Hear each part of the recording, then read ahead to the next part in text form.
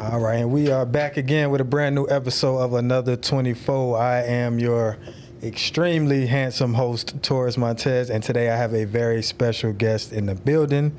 Now, this guest is a music industry veteran. He is an artist manager.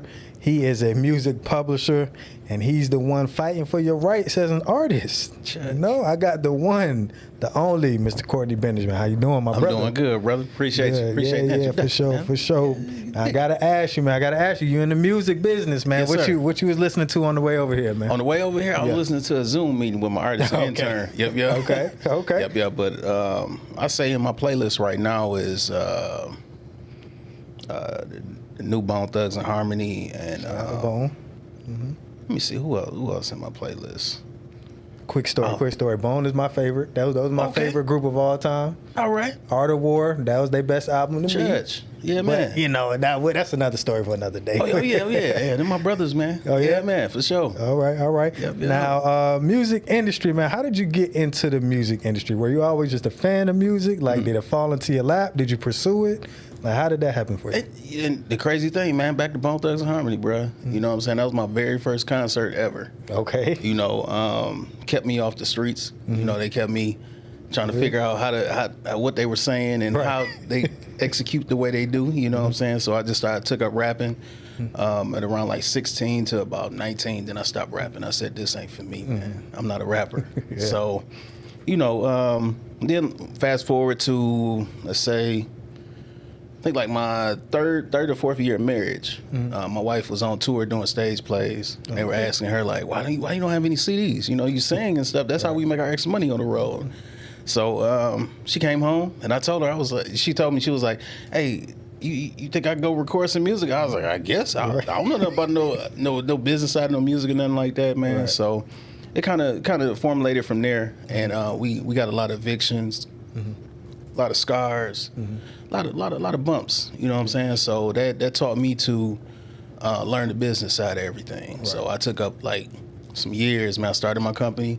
Took some years to try to figure this stuff out, man, because we were getting got, bro. Yeah. And that's my goal, to show the blind spot to the music industry. Okay, dope. Now, You know, I'm just assuming, I'm not in the music industry, but I'm assuming as a manager, you have to be very detailed. For music publishing, you have to be very knowledgeable. You have to keep up with laws changing and new copyrights and all these different rules. So were you always that type of person that was just on top of your stuff, organized and structured like that? Not at all. Nope. Okay. Nope. My job actually taught me how to do that.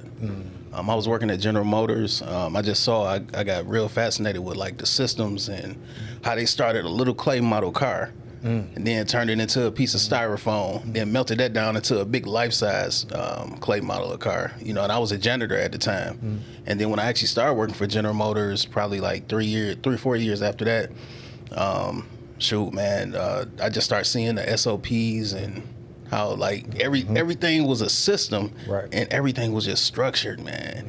And then one line I saw on a movie, I think it wasn't a movie, it was a TV show, Harlem. Okay. I think it was Harlem, Godfather Harlem. Godfather Harlem. And he was, Forrest Whitaker was telling his team, he was like, you know what separates us is structure and systems. That's how they get to where they get to, you know. So like that's always structure and systems. It's always been my thing now since General Motors situation, man. And then they just been embedded in movies and everything, man. So yeah, man. Everything that's successful definitely follows a set of rules, a set of structure, like you said. So I'm sure that's a big component of what you do. For sure. Yeah, definitely. All right. So your wife came to you saying, hey, she wants to sing on tour. She's doing the tour thing. She didn't have any CDs. So that was your introduction into, I guess, using your brain power to set up a structure around an artist, right? Exactly. So when that happened, what was how did you figure out how to get that done?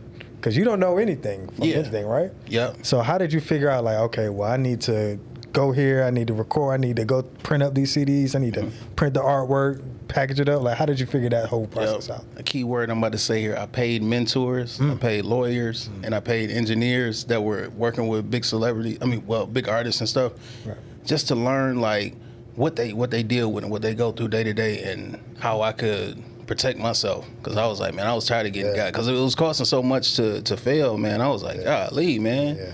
I was like, man, I'm just gonna put all I can into it, man. And Maestro, man, he always looked out for me.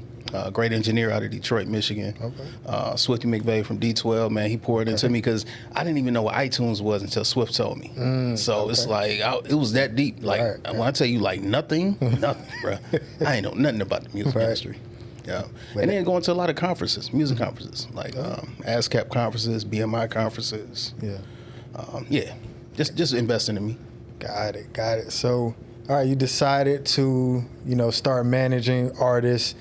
How did you get your first client, not outside of your wife, how did you get your first client to trust you with their career?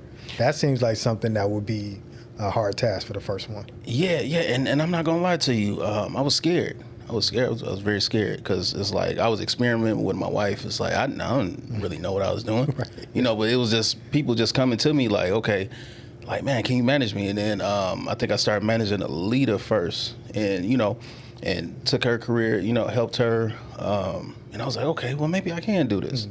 It's sometimes you just gotta get over that fear, man. It's all in your head, man. It's all in your head. It's all in your head, man. So yeah, just actually doing is what got me out of there, and got me unscared. And then I was just like, okay, well, I can manage. Right.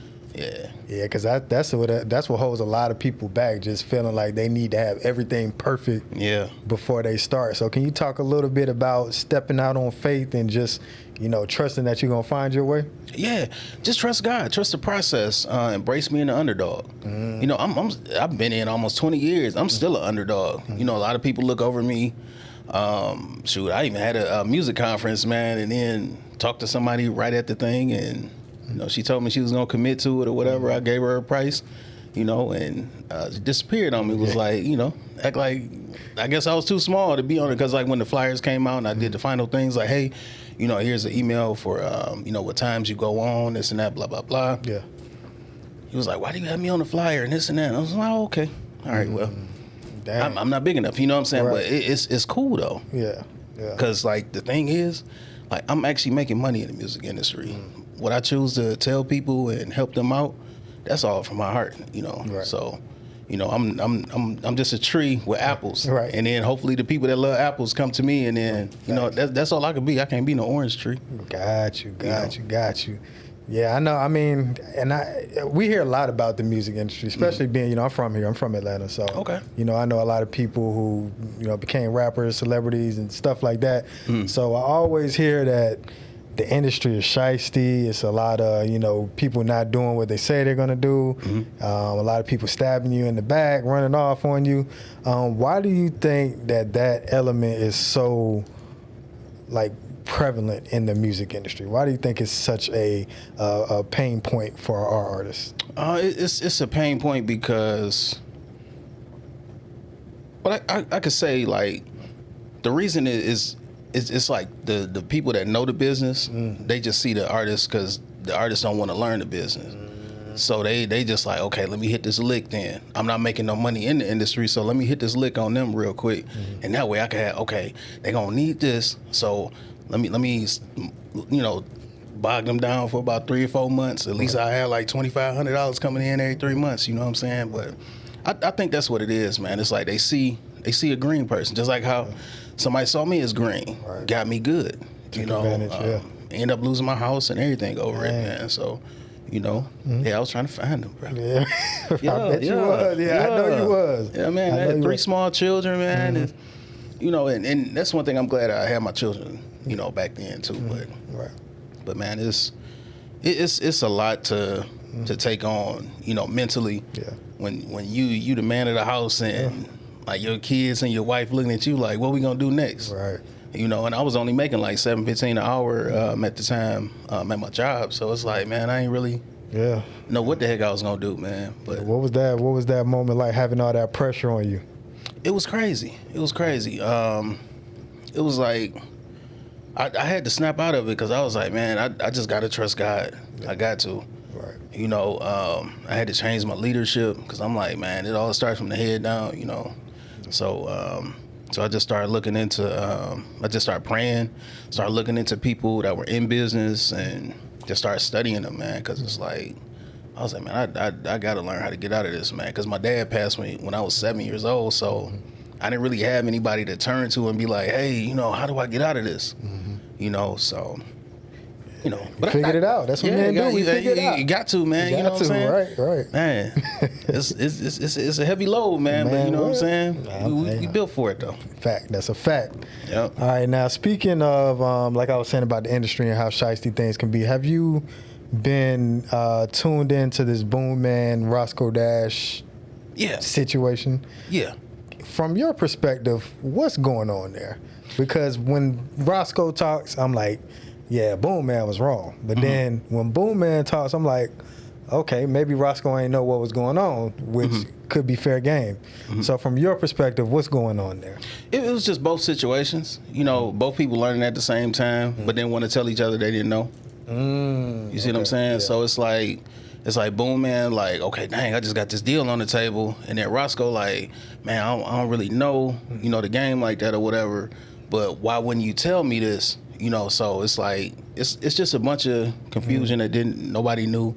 Blind leading the blind. Blind leading the blind, bro. Right. You know what I'm saying? And then Boone saw opportunity to capitalize, and that's what he did. But I believe myself that he should have broke Roscoe off. You know, but you know what I'm saying? Because you make $2 million off somebody. Yeah, you know, 200,000 something. Right? Yeah, man. You know what I'm saying? So yeah, yep. All right. So. Now that the music industry, just the way the world in general is now, it's just everything's moving so fast. Like you know, things happen. You can pop, you can be viral today and be a celebrity immediately, and you know that takes away from the artist development, in which we see what happens with that down the line. Like you see situations like with DaBaby, what happened with him. You know, if he would have went through some artist development, maybe he would have known not to say certain things on stage. And we just see a lot of moments now with rappers in general. I'm talking about, I guess, rap and hip hop, R&B and hip hop. Artists just making these missteps. Yeah. So what do you think artist development set in place that these artists today are not getting? Like, what lessons are they missing? It sets structure. Because like the thing right now is artists are just wanting that microwave. They want that microwave success, you know what I'm saying? They want everything quick. But artist development will show you that slow is better progress. You know what I'm saying? It's kind of like almost like publishing money. Publishing money is slow, but in the long run, sure, you that's what the wealth is. That's the real estate of the game. So okay, all right. And what can you break down what publishing is for the people that don't know? Yeah, music publishing is pretty much the way the songwriters get paid. Okay. You know, it's like music publishers, we're kind of like what the record labels are to the artists, but you know, we protect the songwriters, and then the songwriters get paid off the lyrics and the melody of the song. So that's where the wealth is coming from on the publishing. And like I say, the publishing even out earns the masters. But it's a slower journey, you know, because like on the music publishing side, you have it where you can do covers, you know, and then the songwriter still gets paid. Oh, wow. And then whoever the new person is, that's who owns that master. So kind of like how with Dolly Parton and Whitney Houston, you know, I Will Always Love You. So like she still gets paid off of whoever covers that song. So her and her writing team, producers or whatever.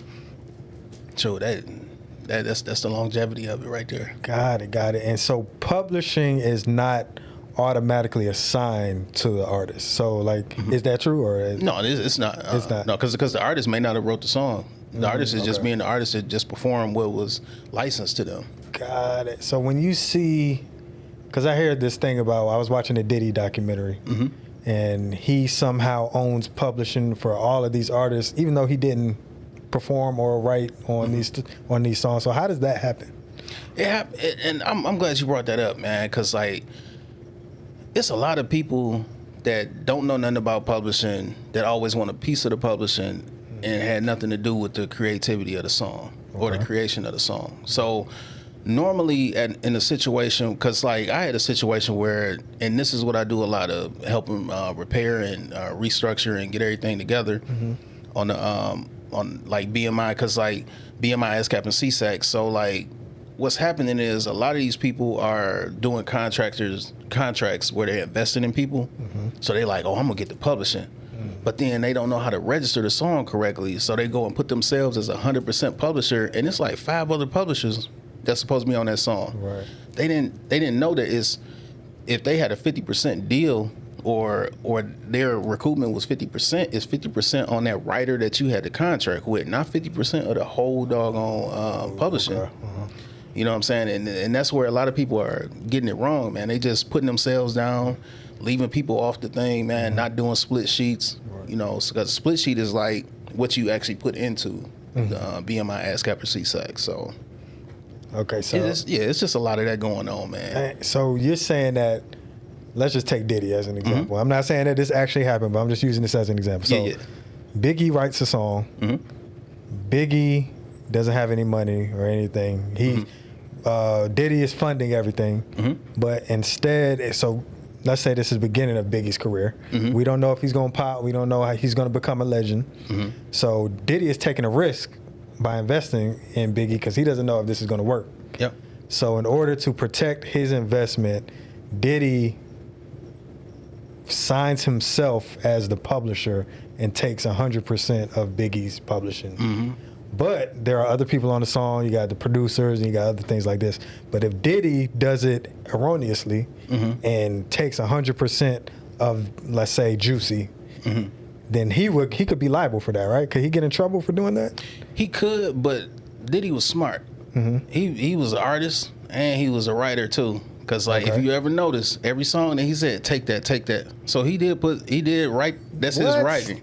You know what I'm saying? So doing ad libs, you can put yourself as a writer. You can. You know what I'm saying? Because you wrote on it, but it all depends on the percentages that you come up with or whatever. But it's always like with the label side. He was probably doing deals to where he had it where he recoups his investment first, and then because like how it works is like say he was signed to Universal, so Universal would get paid first, then Bad Boy, then Biggie's record label. You know what I'm saying? So like they would probably recoup off of that. In the beginning from what he invested in. Gotcha. But how he gets on the publishing is he says take that on each song or whatever. So it is he was part of the creation now. Yeah. You know what I mean? So Diddy was a shark, man. He wasn't playing. Oh man, a piranha. For sure.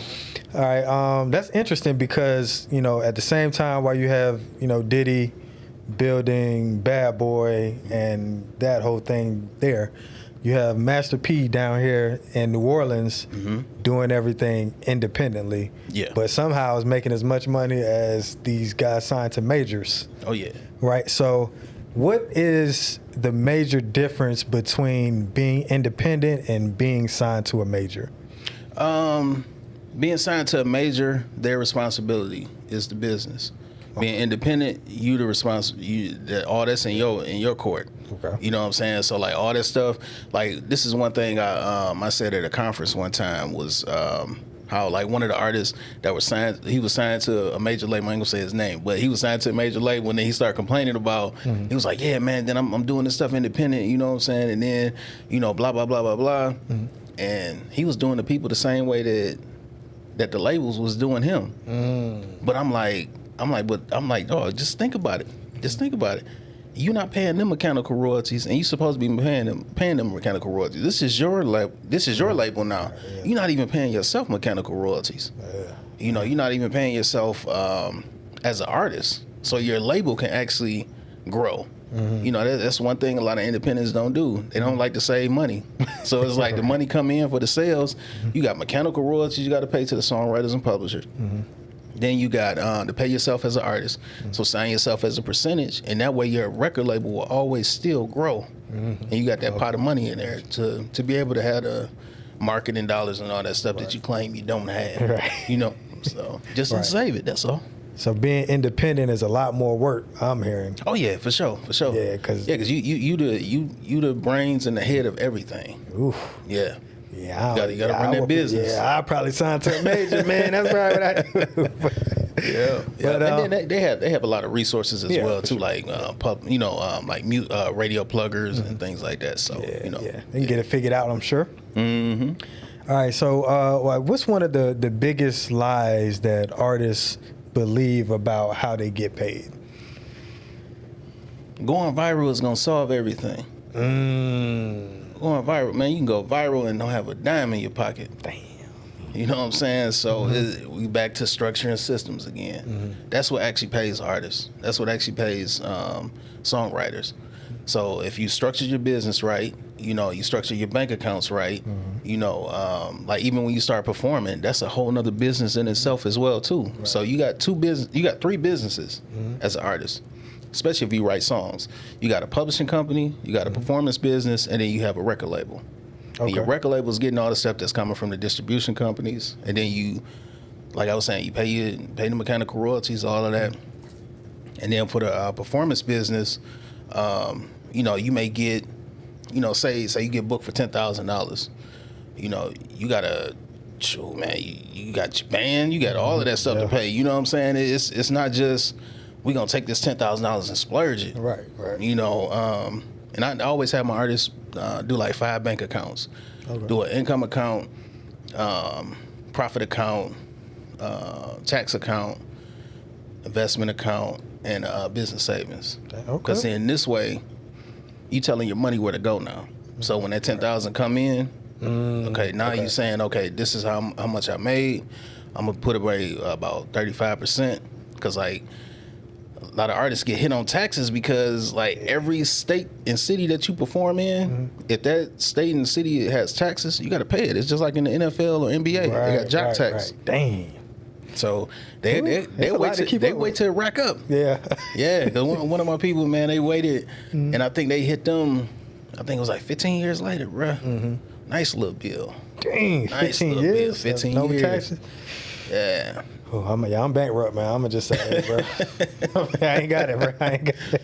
Yeah, man. Man. So when you look at the industry today, I had interviewed an artist not too long ago, and when he told me, this is his words, not mine. Okay. He said 90% of rappers are broke.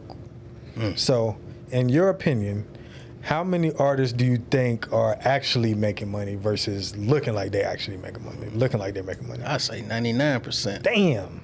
It's only 1%, man, because it's like 1% that actually listen. Okay. They got their ears open to all these whispers that be deterring them in the wrong direction. Not deterring, but taking them in the wrong direction. Then they got yeah, man. A lot of them don't listen, bro. Right. A lot of them think they know it all. You try to help them. And then I would say like this, like any business or any job that you go to, how many CEOs actually listen to the manager of the company? Right. They think we don't know nothing. Right. We out there in the field and knowing what's going on, but they take the CEO hat. They like, no, you work for me. You listen to me. So it's like sometimes you gotta listen to the people that's out there in the field. Right. Dang. 99%. I would say 99, bro. Jeez. And I've seen it. Right. Dang. Facts. Whew. Well, okay. Man, you threw me for a loop with that one. Oh, man. Now, the dreaded 360 deal. Now, it makes sense, but it also does seem a little predatory to me. Yeah. So, can you tell me why a 360 deal makes sense for a new artist? It wouldn't be wise for a new artist to do something like that, but it makes sense if I'm pouring all of my money into you, and there's no other avenues but when you acting, when you singing, when you performing, all of that stuff, I may need to take a piece of that. You know what I'm saying? And then like I said, if it's the publishing, that we attach to it as well too. Right. It's for a reason, and it's a percentage of that person's publishing, not everybody else's publishing. Right. You know what I'm saying? So yeah, if I'm pouring all my money into you, I gotta get my money back. Right. Did the 360 deal come about because artists don't make as much make as much money on their music anymore? Like back in the days when CDs were the thing, CDs like what, $15? Yeah. and you can probably recoup what, $5 a CD, $10 a CD if you're a label. I don't know the numbers. Yeah. But when the CD went extinct, pretty much, streaming came in, and one stream is like not even a penny. Yeah. Not So is that why the 360 deal came into existence, you think? It may have been. I'm gonna be honest with you. I really don't know. Okay. You know what I'm saying? I ain't gonna sit here and tell you something if I don't know it. But my assumption of it is I would say because like shoot, that streaming took everything. Because like at one point we were able to buy the whole album, right? Instead of putting the whole album up. And then now I can only buy, I could buy whatever song I want to. Yeah, I choose what to buy. So, I'm gonna be honest with you. I really don't know why, but I'm assuming that's why. Okay. Because there was so much money lost when streaming came in. Yeah. Okay. Now I've been hearing about a myth in the music industry. Okay. People talk about it like it's a real thing, but I don't know because nobody's ever going to come out and say it. But you tell me if these things are real or not, and that is industry plants. Are those real, or is that some made up fantasy that we're hearing about? I say it's people that do stuff that's forced to do stuff, that got to do stuff because they put themselves and position themselves to do what they needed to do to get what they wanted. Okay. Okay. If that made sense. Okay. You know what I'm saying? Right. So it happened. So it does. It could be true. It could be true. If you put yourself in that position. Yeah. If you position yourself. Because see, it's a difference when you come to a record label and you have leverage. Right. You be determined, not desperate. It's a lot of people that be like, man, I'll do whatever. It's like even backstage, you know what I'm saying? Just to get backstage, man, people be saying the craziest stuff, man, just to get backstage, bro. So I'm assuming that it happens as well, too, being desperate and needing money. Yeah. When that fast money. Because I'm trying to think of what artists. It's been a few artists throughout the years who have been deemed industry plants that just came out of nowhere. They just popped up, and all of a sudden they're number one. They're like, where did this person come from? Yeah. But can you buy a number one artist? Like, if I wanted to put out an album, let's say at the end of this month, and the label was like, you know what, I choose you to go. I'm gonna make you number one. I'm gonna put $10 million behind you, and you're gonna go number one. I guarantee it. Is that a real thing? Oh, facts. Damn. Man, you could pay to be number one on the Billboard. You could pay to be what? Man, everything. You could pay to be. You could pay.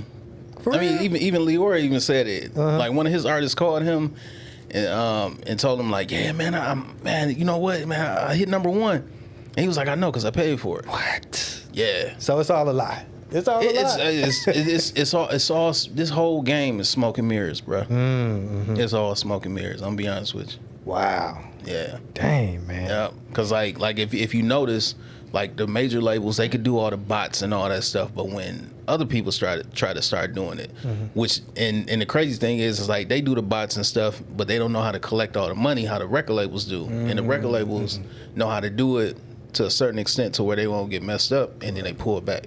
Gotcha. So yeah. So let's say it is a new artist and they come into the game with no leverage. They have to sign whatever deal they can get just so they can have some money, get that advance or whatever it is. Excuse me. If an artist signs a bad deal in the beginning of their career, do you think that they can ever fully recover from that? Yeah. It's just like bad credit. You recover from it. Yeah, definitely. And especially if you put your business in order, and you can recover, recoup, then buy your masters back, do whatever you need to do, flip that. It's ways to recover. Okay, good. So it ain't all over. It ain't all over for y'all, man. No, y'all it's another chance. It's not all over. You got another chance. All right, so can you tell me what Mr. Courtney Benjamin's artist boot camp is like? Like, what are you telling your artists when they come to you? What things do they need to have in place before you even have a conversation about managing them? Shoot, man, I gotta believe in them first. Cause like we get a lot of DMs, man. Yo, hit me up, this and that, blah blah blah. It's like I don't even know you. You know what I'm saying? It's like how do I know if you got a hot song? It should be hot already. Right. You know what I'm saying? So it's like I'm not Jesus. You know what I mean? So it's like if you're not pouring into you, like my whole thing is I can't want it more than you do. You you know, and I don't want to sit up there and waste your time if there's nothing that I can't do for you. You know what I'm saying? So, you know, let's do a trial or whatever, and let's see if you work out or whatever. But I'll always watch a lot of people for about a year almost. Okay. Before I sign them.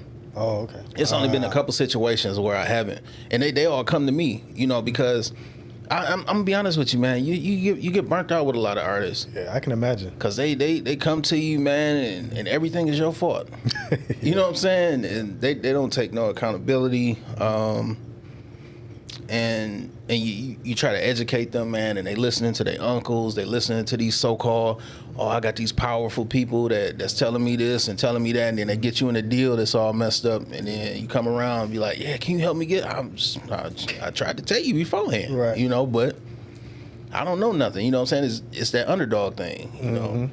People, you know, I'm at the age, the level of my career, I don't have nothing to prove to nobody. Facts. Cause it's like, man, I know what I'm doing. It's working. We all getting paid, and I'm a living witness that you could actually make money off the music industry. You know what I'm saying? Cause like, if I was still working my 9 to 5, there's no way in the world I would have been able to take care of my mom when she before she passed away. Right. You know what I'm saying? I was able to. She told me she didn't want to go to no nursing home. I was able to have nurses at her house. All of that, man, and she was taken care of to the day she took her last breath. Hey, man, that's a blessing. All off music, man. Hey, you know, God blessed me to be in a position, man. So I'm like, man. That's a blessing, man. I hope we all get that chance, get that opportunity, man. Man, I want to do the same for my mom when that time comes. So I have, I've been very interested in the conversations behind artist strategy, right? Because you see, like, a Frank Ocean. Yeah. He can disappear for 4 or 5 years, come back and be number one. But then you see an artist like Future, who's constantly dropping music. He's going number one all of the time. So for a new artist, is it a way for them to take the Frank Ocean approach in the beginning of the career and still be successful, or are they do they need to constantly be in front of their audiences, you think? They got to build that. The trust has to be built. Like La Russell, I guarantee you he coming out with something. Yeah. Oh, yeah. He ain't disappeared for no reason, man. It's strategic, man. Everything he do is calculated and strategic. That's what I love about him, man. Right. He took independence and grabbed it by the neck, man. Right. You know what I'm saying? Between him, Tech Nine, man, them like my independent go-tos, man. They like some goats in this game, man. Yeah. But yeah, an artist can do that, but it all depends on the relationship you have with your audience, because you could be like some of these influencers that when it was downtime, they just kind of fizzled out, and that was because they didn't fully have their audience. Yeah. So you got to build that relationship. That's built. That's just like being married. You know what I'm saying? And then you go overseas or go on tour for, in the army or something like that. Got it. Then come back home. Got it. Do you think that Eazy-E once said that all publicity is good publicity? Do you believe in that? I do. You do? Okay. Yeah. Okay. Yeah. I mean, La Russell again, man. Yeah. Sure. What did you think about that song? What did you think about it? I thought it was crazy as hell, man. You know what I'm saying? But it's like, I know he got to do it though. You know what I'm saying? He had to do something that's gonna be a shock and awe factor for him to disappear and come out with what he about to come out with. Because I know he about to come out with something. It's probably gonna either be another label. It's probably gonna either be a some kind of album. I don't know, man. It's gonna be something he gonna pop up with. Wow. So you think that whole thing was? It's calculated, man. Yeah. Wow. Definitely. And then he signed a deal too. So he got different elements behind him now too. So it's like, okay, I could disappear and build this, put this out another way, and help some more people out. So what I'm saying. That's what I'm thinking, because it's just a business mindset. Right. When you're a business person.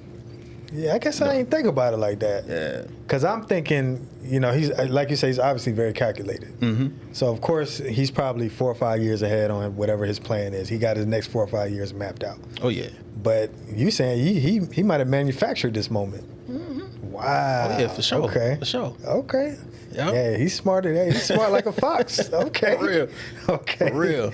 Yeah. All right. So when you look at some of these legendary artists and, rappers who've turned executives and things like that, whose career do you think, or who do you think probably did it the most flawlessly? And everybody has blemishes on their records, but you have some people who have made very strategic moves and done amazing things with their brands to where they can accomplish whatever by being who they are. Like look at 50 Cent. Yeah. He's still wild and acting a fool, but that has not turned away, any business deals or any, anything that he could have built. You look at Jay-Z. Jay-Z is obviously built an empire. Even Snoop.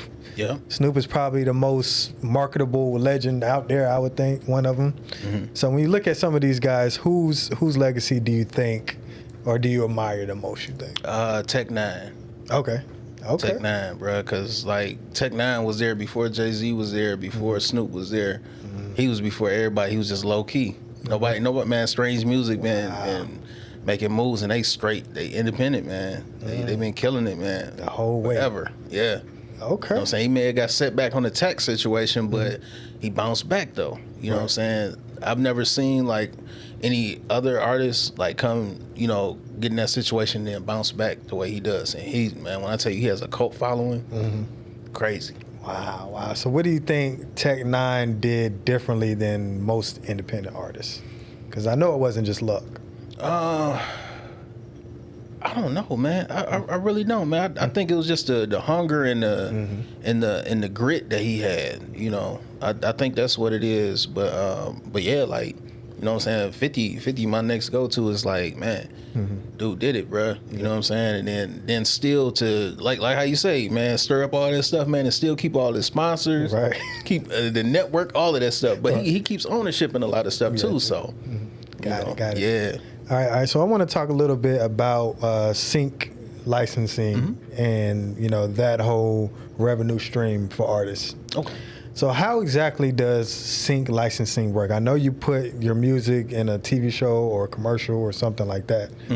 But how do the royalties work on that? Is it a one-time thing? Is it every time this movie gets played? How does it work?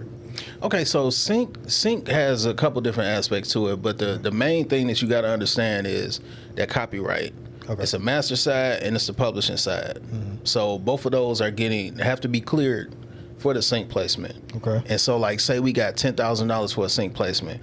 $5,000 is going to go to the master side owners, which is going to be the record label, the artist, and if it's a feature artist on that song, that feature as well. For the publishing side, that $5,000 is going to be split however the percentages is on their split sheets and stuff, and they're going to always get paid on the back end. So the master doesn't continue to get paid, but the publishing does. Wow. So every rerun, we getting a check. We getting a check every rerun.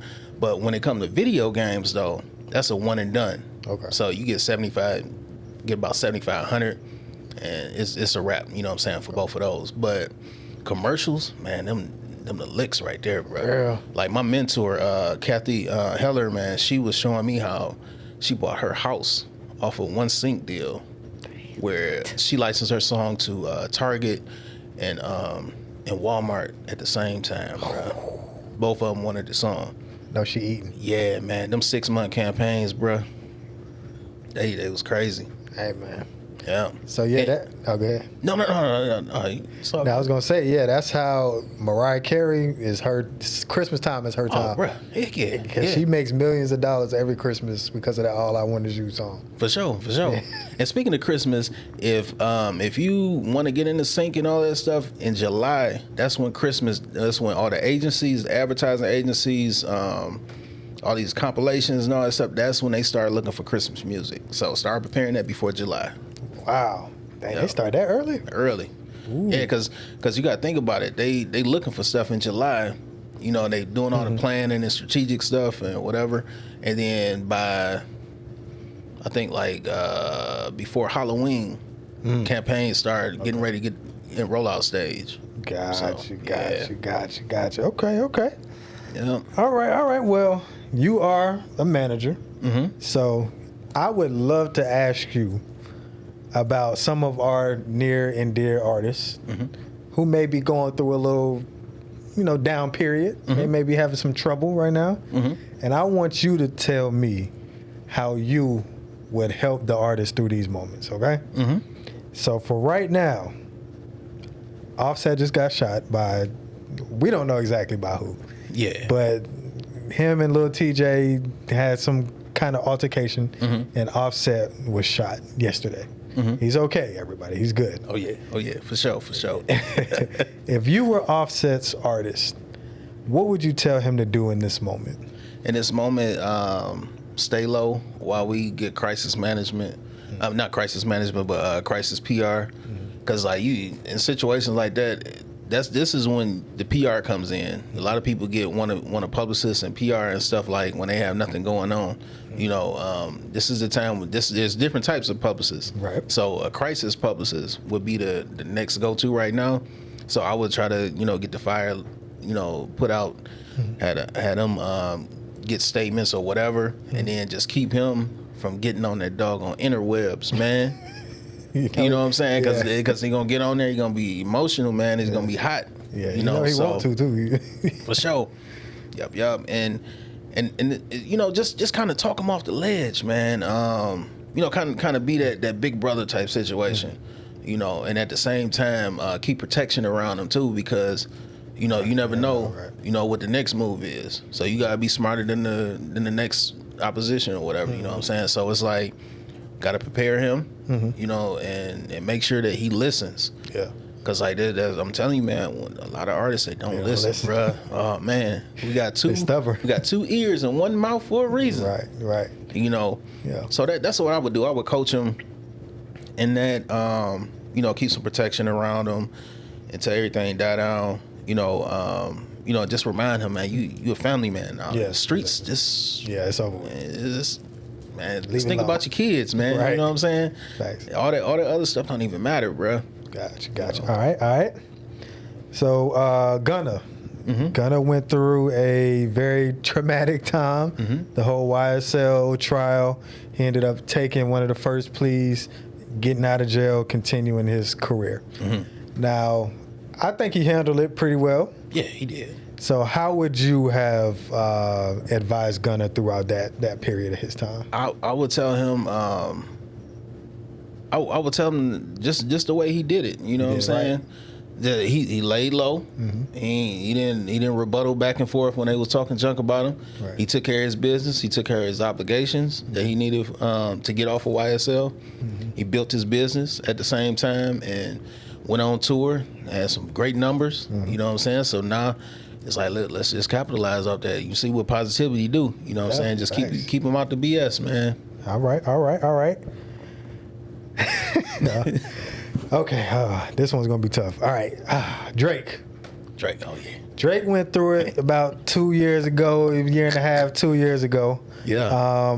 He decided to engage with Kendrick Lamar in a very intense battle of lyricism. And a lot of people have come to the consensus that Drake was not the winner in that. So if you were Drake's management team, how would you tell him, or how would you have him, handle the next few releases or his next few years of his career? I would be an encourager because at that moment he gonna need it, man.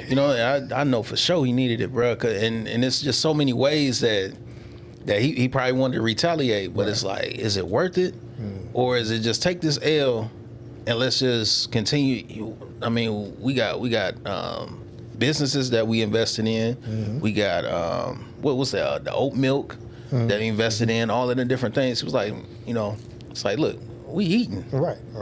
Just take the L. You know what I'm saying? You good. Because I wouldn't be his manager if I was going against him. Ooh, yeah, that's you know true. what I'm saying? I gotta believe in my people. You know what I'm saying? I'm gonna stick with them from up and down. So yeah. But a lot of artists have ego, so they gonna want to do what they want to do. Church. All right. One more. Pooh Shiesty. Yeah, we all know what's going on with him. Yeah. He just was released from prison a few months ago. Decided to, for whatever reason, make Gucci Mane, his CEO, sign a contract at gunpoint. How would you advise him? He might be gone for a minute. So it might not be much you really could do. Yeah. But what would you say if you were Pooh Shiesty's manager right now? If I was his manager right now, I'd be like, man, that was crazy, bro. Yeah. It's so many ways, man. Your lawyers is your shooters now. Your lawyers is your is your mob. You know what I'm saying? That's your gang. You know all that street stuff, man. We need to leave that alone. Right. You know, because they ain't gonna do nothing but get you end up back behind bars, and now your publishing checks gonna be piling up until you get out of prison. Dang. You know, so but he gonna have a great check when he get out of that mud though. Hey, yeah. Whew. Yeah, it might be 20 years later, but hey, they'll be there. Yeah, it'll be there for sure. All right, and last one. Lotto and 21 Savage have, I guess, revealed that they're having a baby together. Yeah. There's been a lot of speculation that they were together, but we never had any confirmation. But it seems now it's confirmed. Yeah. So as a manager, let's say you're 21 Savage's manager, do you think that he handled his relationship with Lotto in the best fashion he could have done it? Yeah.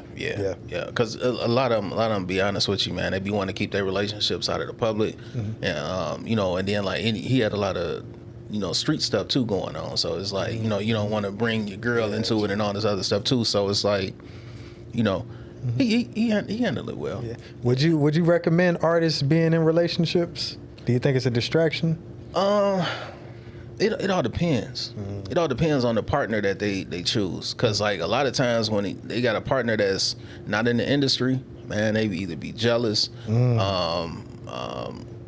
want to know every move, man, and like they just don't have no trust. So it's like, why be in a relationship? Right. And it's stressing the artists out. So now we got to go, build them up before they hit the stage, and then But if you got a good partner, man, heck yeah, all day, especially get married, man, for sure. Okay. All right. So this next segment is a true or false. Okay. All right. Yeah.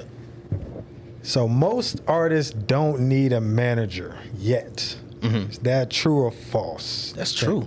That's true. When does an artist need a manager? They don't really never need a manager. Really? No. Never? Never. I don't think so. Okay. You know what I'm saying? Because like the thing is they, like I said earlier, they depend instead of leveraging. So like if you get a lot of these people, they just want to say that they just have a manager, man. That's it. For real, bro. Okay. Because like they don't have anything to manage. So like, what are we doing here? You just want to go around the flaunt and say you got this manager, and then talk down on them, and get around your friends, and then kind of buck up and get all your power moves off and stuff in front of them, and then be quiet when we get back to the plane and stuff. You know what I'm saying? But yeah, a lot of people, they don't need managers, man. Like Ja Rule, Faith Evans, all of them, they don't have no managers. Really? Nah, man. You know what I'm saying? Because they know how to manage their business. Okay. They've been, Because like that's all you really need a manager for, is to help manage your career, get your stuff structured, get your stuff in order. Make sure that your assistants are doing what they supposed to do. But if you don't work every aspect of your business, you know how it's ran. You know what I mean? Okay. Yeah. All right. The music industry is 80% relationships and 20% talent. You agree or disagree? Yeah, I say it's 90%. 90%. 90%, and then 10% talent. Cause like, bro, it's 90% business, 10% talent. But yeah, cause like the talent only gets you so far. It gets you to the door, but how are you gonna stay in that room? Okay. Right. You know what I mean? So. All right. Like, it's so many people that went viral, but where they at now? Where they at now? Exactly. All right.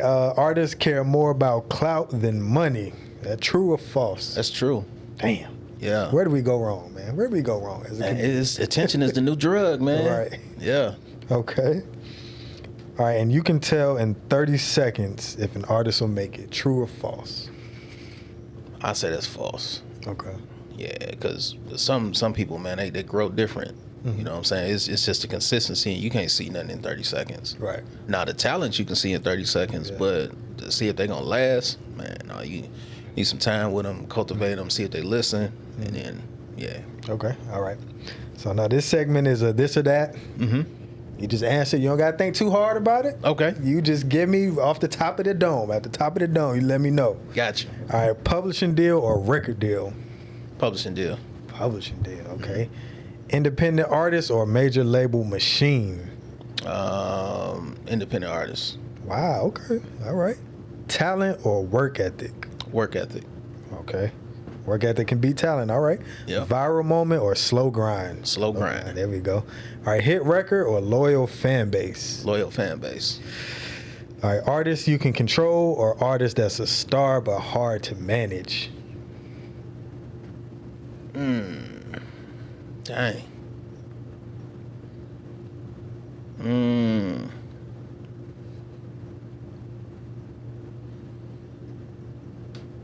What was it? One more time. I'm sorry. Yeah. It's an artist that you can control or artist that's a star but hard to manage? Man, that's crazy. that's a crazy one right there, man. Because it's like both of them. It's like, man, ain't neck and neck. But I would go with, I would say just go with the artist you can control. Okay. Yeah. Yeah, the one that's going to listen. Yeah. All right. One superstar client or 10 mid-level artists? One superstar client. Wow. Okay. Yeah. All right. Sync placements or streaming numbers? Sync all day. Really? Yeah. Dang. Okay. All right. I already know where you're going to go with this one. Contracts or handshakes? Contracts. Contracts. Yeah, obviously. All right. Industry relationships or raw talent? Industry relationships. All right. Artist development or figure it out yourself? Artist development. Okay. Social media buzz or real life ticket sales? Real life ticket sales. Dang. Over the social media buzz? Heck yeah. Okay. Because I done been in a situation where artists didn't listen. Mm-hmm. You know, it was, a little real cocky. Right. Got humbled when we got to the venue, and only a few people showed up. Right. Okay. But got 297,000 followers though. Right. Ooh, okay. Advance money or ownership? Ownership. Okay. All right. Being feared or being liked in the industry?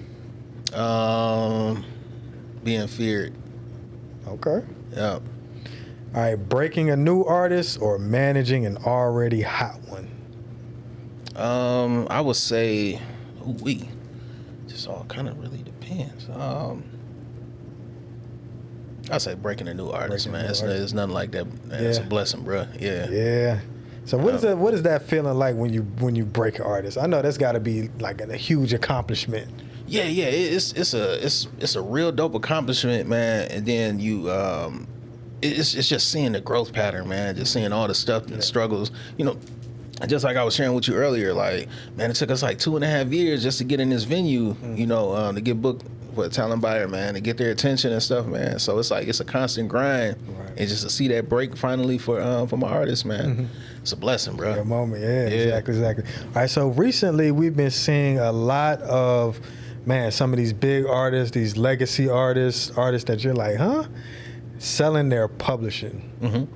What do you think that's about, and why do you think a lot of artists are deciding to do that nowadays?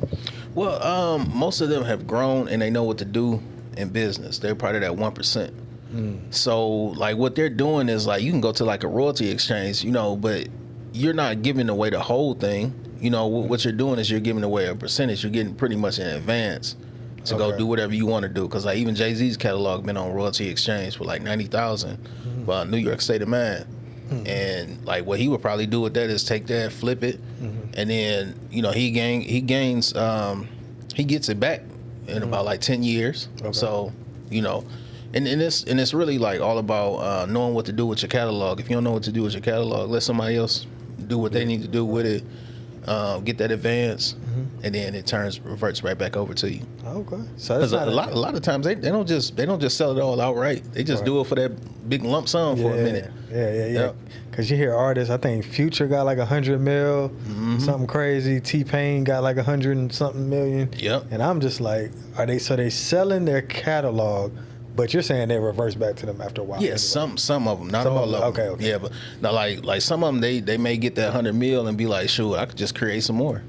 Okay. Yeah, that makes true. Know? Exactly. Because I'm like, it would make sense. The reason why, like, from the person buying the publishing company or whatever, whoever's buying it, I'm like, why buy it now when the artist is still active and they could potentially release more music, and you just buy all of it at a later point.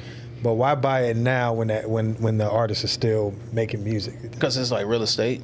You know what I'm saying? Like okay. that's how I look at my songs and my publishing catalog, that's man. a good way, yeah. It's real estate, bro. Okay. Because like you can rent them songs out over and over and over again. They could always be occupied. Right. You know, and then the new music may not be as valuable because the new music hasn't gained any value yet. Ooh. So like those other songs, they got a history of, right. Oh man, every 3 months, man, I know I'm gonna get $10,000-$20,000 or maybe $1 million off of that. Like Eminem's catalog, oh yeah, man, shoot, Joel ain't never giving up catalog, bro. Yeah, man, make him like probably like almost $1 million a quarter, bro, Dang. or maybe even more. I don't know. Man, I'm in the wrong business, man. I need to figure out what to do. You know? Yeah. But all right, I want to spend these last few minutes. You mentioned Bone Thugs and Harmony, so yes. I just gotta have this conversation with a Bone fan, man. For sure. So.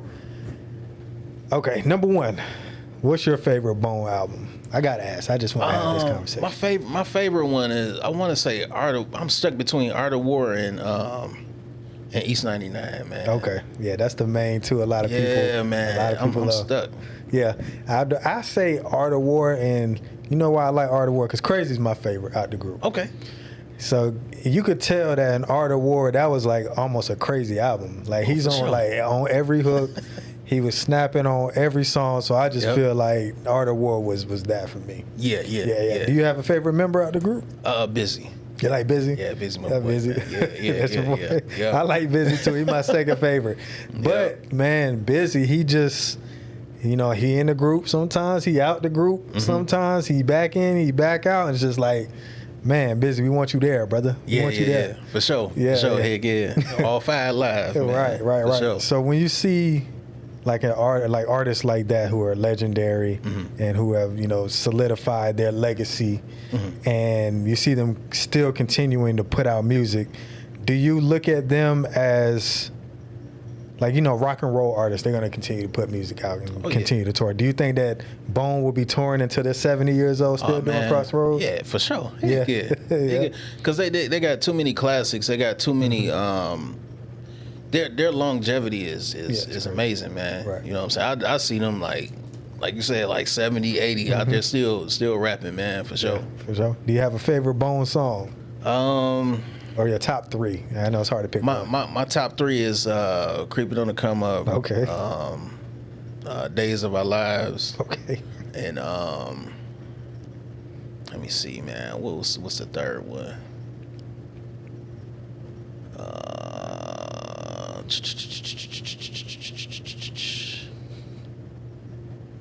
I can't even think of a third one, bro. Think of one? Okay. Think of a third one, man. I give my top 3 just for shits and giggles. No, never mind that. This is a solo song. I was about to say Thugs Cry, man, but that's just Busy though. Yeah, you could put that one in there. For sure.